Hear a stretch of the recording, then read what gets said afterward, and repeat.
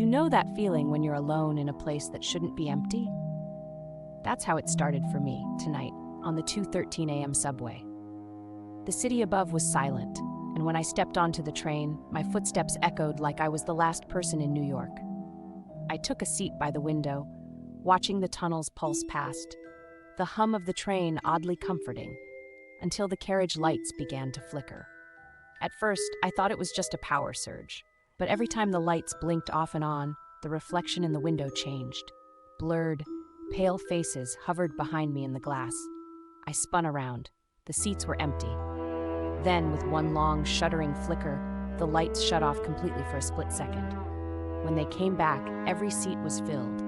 Rows and rows of people, every single one of them was me. Same clothes, same tired eyes, same anxious frown. None of them moved. None of them blinked. They just stared at me, perfectly still, like mannequins waiting for instructions.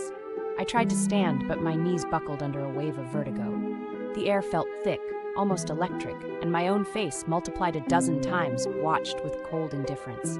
I reached for the emergency intercom, but every version of me lifted their hand too, in perfect, mocking unison. Then the train slowed, screeching to a halt between stations.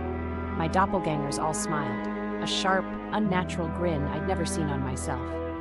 One of them stood and stepped closer, whispering words I couldn't hear, but somehow understood. "You were never alone." The lights cut out one last time, plunging everything into darkness. When they returned, every seat was empty again, except mine, but my reflection in the window was still surrounded, grinning back at me with 100 silent faces.